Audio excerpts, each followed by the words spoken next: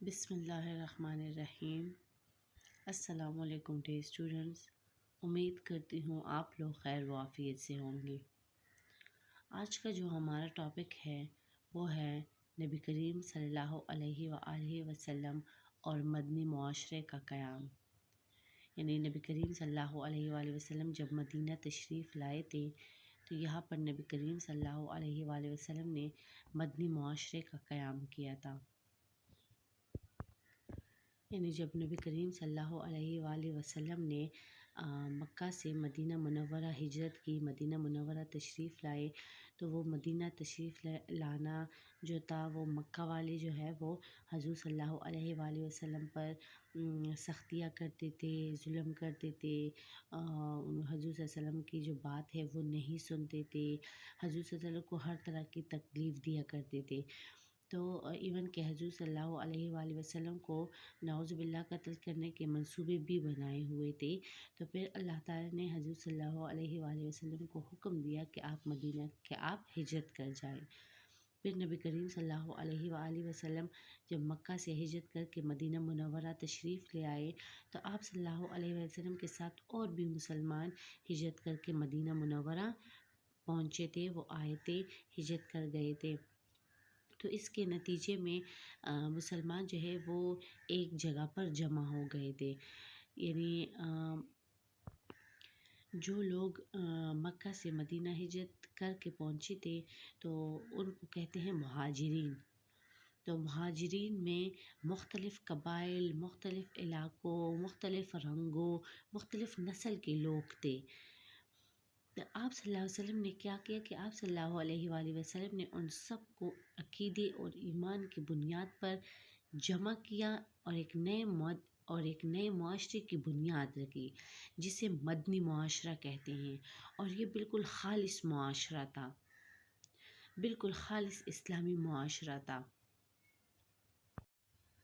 تو مدینہ میں داخل ہونے سے پہلے نبی کریم صلی اللہ علیہ وآلہ وسلم نے ایک قبا نامی بستی میں چند روز قیام کیا تھا۔ وہاں پہ حضور صلی اللہ علیہ وسلم چند روز ٹھہرے تھے قبا نامی بستی میں۔ قبا میں جو آپ صلی اللہ علیہ وآلہ وسلم نے سب سے پہلے کام کیا وہ ایک مسجد تعمیر کی، جسے مسجد قبا کہا جاتا ہے، اسلام کی پہلی مسجد جس کو مسجد قبا کہا جاتا ہے۔ تو نبی کریم صلی اللہ علیہ وسلم نے پھر قبا سے مدینہ کی طرف جمعہ کے دن روانہ ہوئے تھے۔ تو جمعہ کے دن جب روانہ ہوئے تھے تو وہ سب سے پہلے ان لوگوں نے نماز جمعہ ادا کی مسجد قبا میں، بنو سالم کے محلے میں، جس میں تقریباً 100 مسلمان جو تھے وہ شامل تھے۔ تو نماز جمعہ کے بعد پھر آپ صلی اللہ علیہ وسلم جو ہے قبا سے مدینہ روانہ ہو گئے۔ پھر جب مدینہ تشریف لائے تو حضور صلی اللہ علیہ وسلم کے استقبال کے لیے جو پورا مدینہ کے تمام مرد، خواتین، بچیاں وہ گھروں سے نکل آئی تھی۔ تو وہ جب حضور صلی اللہ علیہ وسلم مدینہ میں داخل نہیں ہوئے تھے، مطلب مدینہ نہیں پہنچے تھے، تو اس سے پہلے وہ جو مدینہ کے لوگ تھے تو وہ کیا کرتے تھے کہ وہ ہر روز جب ان کو پتہ چل گیا کہ مطلب حضور صلی اللہ علیہ وسلم مکہ سے روانہ ہو گئے ہیں یا قبا سے روانہ ہو گئے ہیں اور وہ مطلب مدینہ کے لیے، تو وہ لوگ سب بے چینی سے آپ صلی اللہ علیہ وسلم کے منتظر تھے۔ وہ روزانہ جو ہے شہر سے نکل کر آپ صلی اللہ علیہ وسلم کا انتظار کرتے تھے، اور پھر جب دوپہر میں وہ نہیں پہنچے تھے تو دوپہر میں حسرت کے ساتھ اب گھر واپس چلے جاتے تھے۔ تو ایک دن جب وہ لوگ اپنے گھروں کو پہنچے ہی تھے، پلٹے ہی تھے کہ ان کو اطلاع ملی حضور صلی اللہ علیہ وسلم کے آنے کی، تشریف لانے کی۔ تو اطلاع جیسے ہی ان کو ملی تو اطلاع ملتے ہی وہ سب آپ صلی اللہ علیہ وسلم کے استقبال کے لیے سارے چلے آئے۔ تو جب حضور صلی اللہ علیہ وسلم پہنچے مدینہ، تشریف لے آئے، تو وہ استقبال کے لیے مدینہ کے تمام مرد، خواتین، بچیاں، جو انصار کی بچیاں تھیں، وہ سب گھروں سے نکل آئی تھی اور وہ کچھ استقبالیہ اشعار پڑھ رہی تھی اور حضور صلی اللہ علیہ وسلم کا کو خوش آمدید کہہ رہی تھی، ان کا استقبال کہہ رہی تھی، اور ہر کوئی خوش تھا، ہر کوئی چاہتا تھا کہ جو وہ مدینہ کے لوگ جو تھے وہ زیادہ مالدار تو نہیں تھے، لیکن ہر کوئی چاہتا تھا کہ نبی کریم صلی اللہ علیہ وآلہ وسلم جو ہے وہ ان کے ہاں ان کے گھر قیام کرے، ہر کسی کی خواہش تھی۔ تو آپ صلی اللہ علیہ وآلہ وسلم نے کیا کیا کہ آپ صلی اللہ علیہ وآلہ وسلم نے کی اونٹنی جو تھی، آپ صلی اللہ علیہ وآلہ وسلم کے ساتھ ایک اونٹنی تھی، وہ اونٹنی کی نکیل پکڑ کر عرض کرتے کہ یا رسول اللہ صلی اللہ علیہ وسلم، وہ لوگ کہتے تھے کہ یا رسول اللہ صلی اللہ علیہ وسلم ہمارے غریب خانے میں تشریف لے آئے، ہمارے غریب خانے میں تشریف لے آئے۔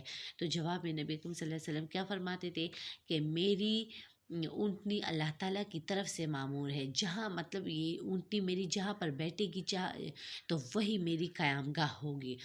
تو آپ صلی اللہ علیہ وسلم نے اونٹنی کو چھوڑا تو وہ اونٹنی چلتی گئی تو وہ حضرت ابو ایوب انصاری کے گھر کے سامنے بیٹھ گئی وہ اونٹنی۔ تو اس طرح یہ جو سعادت تھی تو وہ حضرت ایوب انصاری کے حصے میں آ گئی، مطلب حضور صلی اللہ علیہ وآلہ وسلم نے حضرت ایوب انصاری کے گھر میں قیام فرمایا۔ اس کے بعد جو ہے تو مسجد نبوی کی تعمیر کی باری آئی۔ مسجد پہلے تو قباء میں ایک مسجد بنائی تھی، اب جب مدینہ تشریف لے آئے تو اب یہاں بھی ایک مسجد تعمیر کی۔ پھر مدینہ میں جب آپ صلی اللہ علیہ وسلم آئے اور آپ صلی اللہ علیہ وسلم نے حضرت ابو ایوب انصاری کے گھر میں قیام کیا، تو اس کے بعد جو سب سے پہلے مسجد تعمیر کرنے کا ارادہ فرمایا پھر آپ صلی اللہ علیہ وسلم نے یہاں مدینہ میں، تو مسجد کی تعمیر کے لیے انہوں نے جو جگہ منتخب کی تو وہ جگہ جو تھی وہ 2 یتیم بچوں کی تھی، تو ایک کا نام سہل تھا اور ایک کا نام سہیل تھا۔ تو پھر ان سے یہ جو جگہ منتخب کی تھی مسجد نبوی کی تعمیر کے لیے، تو وہ سہل اور سہیل کی تھی۔ تو حضرت ابوبکر صدیق نے اس زمین کی قیمت ادا کی اور پھر وہاں پر انہوں نے مسجد نبوی تعمیر کی۔ یہ مسجد جو تھی یہ صرف ایک عبادت گاہ نہیں تھی، بلکہ یہ ایک درس گاہ، ایک تربیت گاہ اور جو جنگی تیاریوں کا جو مرکز تھا وہ ہوا کرتا تھا۔ اچھا، غیر ملکی جو وفود سے ملاقات ہوتی تھی وہ بھی اسی مرکز میں ہوا کرتی تھی۔ یہی وہ بابرکت جگہ تھی جہاں نبی کریم صلی اللہ علیہ وآلہ وسلم نے پہلی اسلامی ریاست کی بنیاد رکھی تھی۔ اس مسجد نبوی کے صحن میں ایک چبوترا بنایا گیا تھا، یعنی اس چبوترے کو صفہ کہتے تھے، اور اس جگہ جو صحابہ کرام رضی اللہ عنہ قیام کرتے تھے تو ان کو اصحاب صفہ کہتے ہیں۔ یہاں پر جو ہے وہ مہاجر صحابہ کرام رضی اللہ عنہم رہتے تھے جو غریب تھے، جو مطلب جن کے گھر بار اور اہل عیال یا کاروبار وغیرہ کچھ بھی نہیں تھا، یعنی جب وہ مکہ سے مدینہ ہجرت کر کے آئے تھے تو ان کے پاس نہ گھر، نہ ان کے پاس کوئی کاروبار وغیرہ کچھ بھی نہیں تھا، وہ اپنا سب کچھ چھوڑ کر مدینہ آئے تھے نا۔ تو ان میں سے کچھ ایسے تھے جن کے پاس کچھ بھی نہیں تھا، تو وہ مہاجر جو ہے تو یہ جب چبوترا بنایا گیا تو اس جگہ پر جو صحابہ کرام رہتے تھے تو وہ اصحاب صفہ کہتے تھے ان کو۔ تو وہ مہاجر تھے جو غریب تھے، جن کے پاس کچھ بھی نہیں تھا۔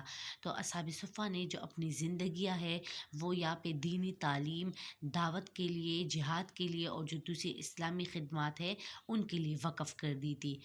یہ جو ہے یہ اسلام کی اولین درسگاہ تھی، یہاں سے جو ہے تعلیم حاصل کی جاتی تھی۔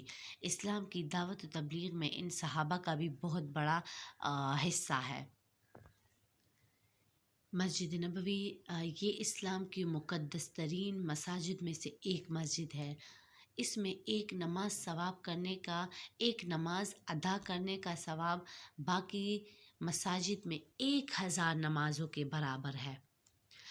جیسے کہ ایک صحیح بخاری کی حدیث ہے کہ میری اس مسجد میں ایک نماز ادا کرنا مسجد حرام کے علاوہ دیگر مساجد میں ادا کی گئی 1000 نمازوں سے بہتر ہے۔ اتنی ان کی زیادہ فضیلت بیان کی گئی ہے۔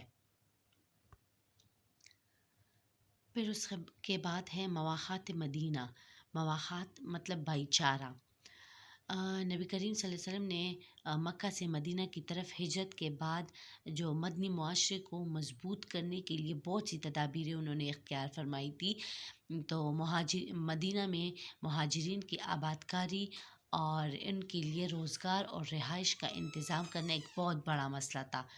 مہاجرین کی آباد کاری، ان کے روزگار اور ان کی رہائش کا انتظام کرنا، یہ بہت بڑا مسئلہ تھا۔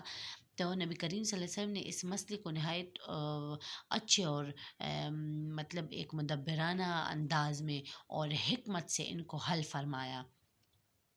آپ صلی اللہ علیہ وسلم نے مہاجرین اور جو انصار تھے، مدینہ کے لوگ تھے، تو ان مہاجرین اور انصار کے درمیان مواخات یعنی بھائی چارے کا رشتہ قائم کیا، جسے مواخات مدینہ کہا جاتا ہے۔ تو اس مواخات سے مہاجرین اور انصار کے درمیان ایک مضبوط تعلق جو ہے وہ قائم ہو گیا۔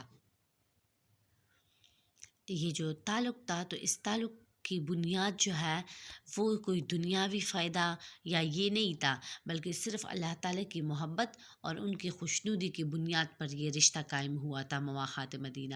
یعنی جو صحابہ ہجرت کر کے مدینہ آئے تھے، وہ تو بالکل خالی ہاتھ تھے، ان کے پاس تو نہ ذریعہ معاش تھا، نہ سر چھپانے کے لیے ان کے پاس کوئی جگہ تھی، یعنی روزگار بھی نہیں تھا۔ اور تو ان کو نہایت اچھے انداز میں نبی کریم صلی اللہ علیہ وسلم نے حل فرمایا۔ آپ صلی اللہ علیہ وسلم نے حضرت انس بن مالک کے گھر میں مہاجرین اور انصار کو جمع کیا۔ ان کی تعداد تقریباً 90 تھی، یعنی ان میں آدھے مہاجر تھے، اس 90 میں آدھے مہاجر تھے اور آدھے انصار تھے۔ تو آپ صلی اللہ علیہ وسلم نے کیا کیا، ایک مہاجر کا ہاتھ پکڑ کر ایک انصاری کے ہاتھ میں دے دیا اور ان کو آپس میں بھائی قرار دے دیا کہ ایک انصار کو ایک مہاجر کا بھائی قرار دے دیا۔ تو یہ جو واقعہ ہوا تھا، یہ حضرت انس بن مالک کے گھر میں کہ سب کو اکٹھا کیا تھا اور ان کے درمیان بھائی چارے کا رشتہ قائم کیا تھا، تو اس کو کہتے ہیں مواخات مدینہ۔ پھر انصار نے کیا کیا، انصار نے اپنے مہاجر بھائیوں کو سے نہایت اچھا سلوک کیا، دل و جان سے ان کو اپنا بھائی بنایا اور ان کا ہاتھ بٹاتے تھے ہر ایک چیز میں۔ اور دوسری طرف مہاجرین کی خودداری کا یہ عالم تھا کہ مطلب مہاجرین جو تھے وہ کہتے تھے کہ ہمیں بازار کا راستہ دکھاؤ، ہم خود جو ہے تجارت اور مزدوری کر کے اپنا روزگار کمائیں گے، یعنی ہم آپ پہ بوجھ نہیں بننا چاہتے۔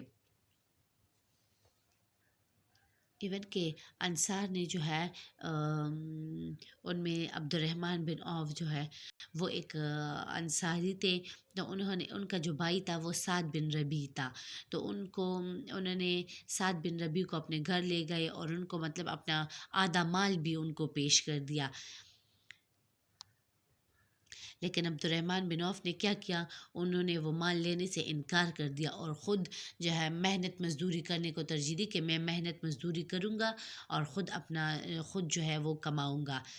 تو اس مواخات کے بعد انصار نے مہاجرین کے ساتھ اپنے بھائیوں جیسا سلوک کیا، جس طرح ہم اپنے بھائیوں سے حسن سلوک کرتے ہیں، اسی طرح انصار نے مہاجروں کے ساتھ اپنے بھائیوں جیسا سلوک کیا اور ایثار و قربانی کا ایک ایسا